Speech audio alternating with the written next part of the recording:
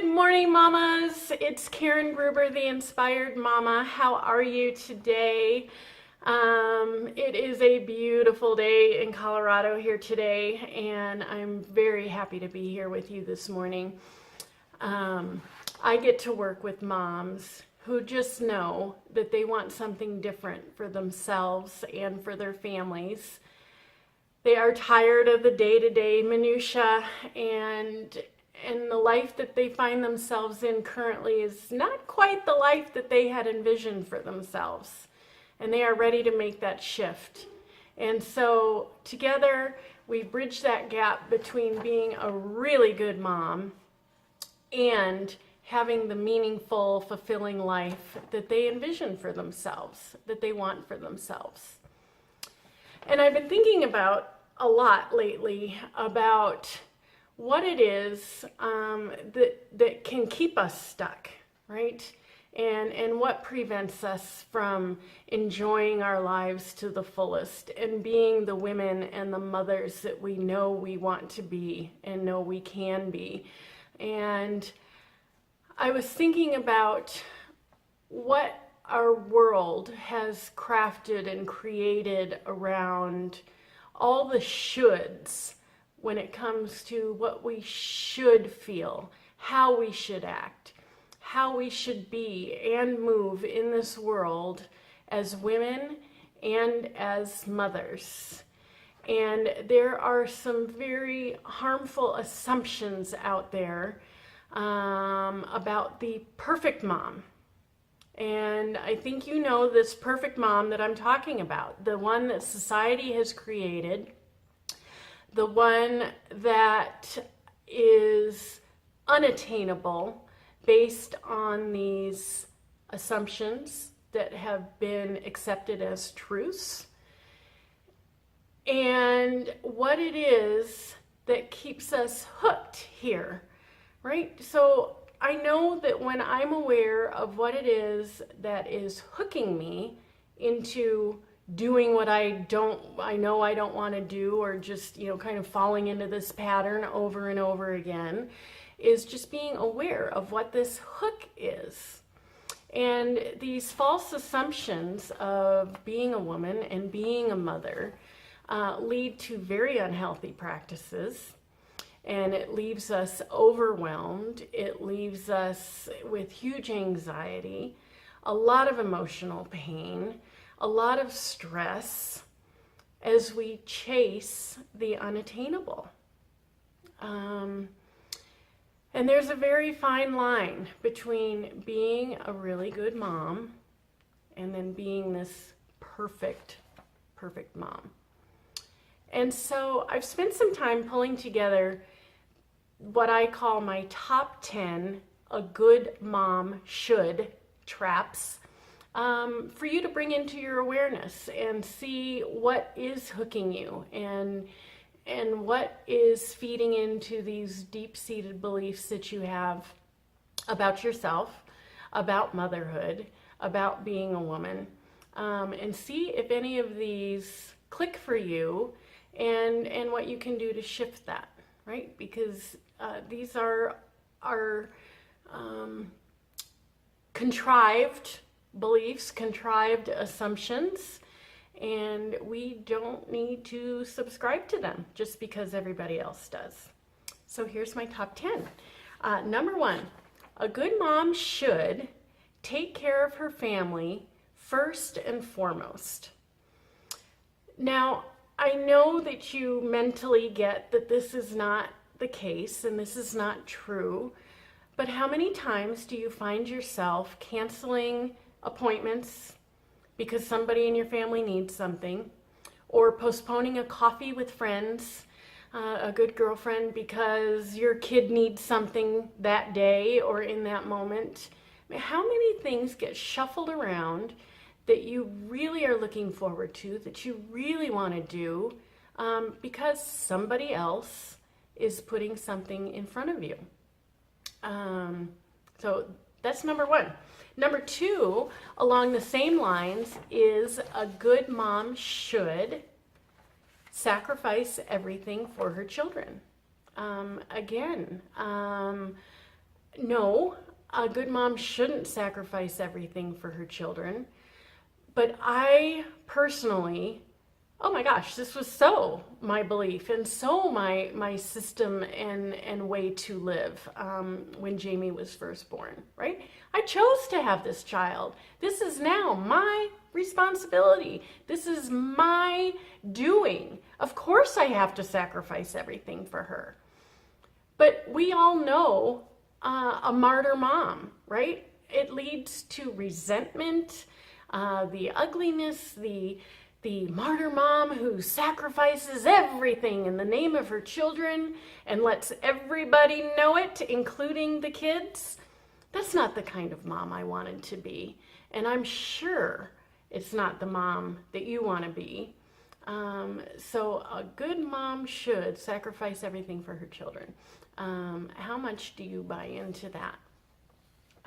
Number 3, a good mom should parent perfectly or she will scar her children for life. There is no perfect parenting. We are all different as mothers. Our children are all unique. There is no one size fits all when it comes to parenting, even as you know, within children of the same family, right? So I have a parenting theory that I subscribe to, that I believe in, that I practice. I actually teach it to other parents, but it's a practice. Every day there is something new that I could never have dreamed up that I was going to have to deal with as a mom. So this is all a practice. So what perfect parenting is the parenting that feels good to you, that works for you, that works for your kids. That is the perfect parenting. Number 4, a good mom should have a healthy dinner on the table by 5 o'clock. So there is a gray area here for me. I do believe that we are responsible for what we choose to feed our children. It's up to them to choose whether they're going to eat it or not. So I do believe that we get to choose, and we do choose and are responsible for what we feed our children. I also believe and know that it is way healthier to eat an earlier, lighter dinner. And there are countless studies that show numerous benefits to sitting down and having dinner as a family. But this doesn't mean this has to be every day, every week, 365 days a year, right? What I want you to think about is not what an awful job you're doing, but do you, mama, want more of this? And if you do, how can you get creative about bringing more of this in for your family? Is it canceling one of the extracurricular activities? Is it saying no to multiple events in a week? Is it getting the kids involved in terms of helping prepare the meals and shopping for the meals with you, or online ordering, or even ordering complete meals that are healthy for you and your family? How can you get creative about creating more of this for your family if this is what you want? Number 6, a good mom should be a size 2 and flawless. Okay, nope. I promise you that it isn't a size and flawless that makes any bit of difference. It is who you are inside as a woman and as a mother, and how you choose to be and how you choose to show up in this world. It is my desire to model for my daughter what it's like to feel good in my skin without obsessing over it, how important it is to move your body, but to do so in a way that feels really good to me without having to be a slave to the gym, and how my personal hygiene and what I choose to wear aligns my outside with how good I feel on the inside, right? So this is what I want to model for my daughter. Not an unhealthy version of what I'm supposed to look like, what I'm supposed to wear. You know, I know you know what I'm saying here. And I really, really, this is such a source of angst with so many moms. And so I really want you to think about this one and really sit with it and determine your truth if you're getting hooked into this or not. Okay? Okay. Number 7. Another one of my favorites. A good mom should have a perfect home. And this was a big one for me. This was a really big one for me. Because I never felt like I was enough, right? So therefore I didn't have enough. The lengths that I would go to prepare my home and to prepare me just to invite someone over was absolutely ridiculous. It was preventing me from what I wanted most, and that was connection with my family, connection with my friends. And instead, I was racing around like an absolute lunatic, doing things that just really prohibited and kept me from those connections. So now I can happily say that I do not have the perfect home. Never did, really. But I have a home where I am comfortable and I am perfectly all right inviting friends over to share, to have coffee, to have dinner, to entertain, whatever. Even as we still have a card table for a dining room table. It's okay. It's okay now. So that really, I'm so glad I have broken out of that because that was a really big hook for me. 8, a good mom should find joy in every moment. No, motherhood is not that. Life is not that. There are some perfectly awful moments and awful experiences that we have. But the trick is, or what the awareness is how much weight, how much importance, how much energy and time are you going to turn over to that unpleasant moment or that unpleasant experience. And I'll tell you a secret. It's not much. And when I say that, that is not permission to sidestep that emotion or to numb that emotion with food, alcohol, shopping, whatever your strategy is for that. No, I'm not saying you to sidestep, numb, or ignore it. Let it come, experience the uncomfortable emotion, whatever that is, experience it. Let it move through you. Literally, for me, the feeling is it comes, I don't want it, I let it, and it just passes through, right?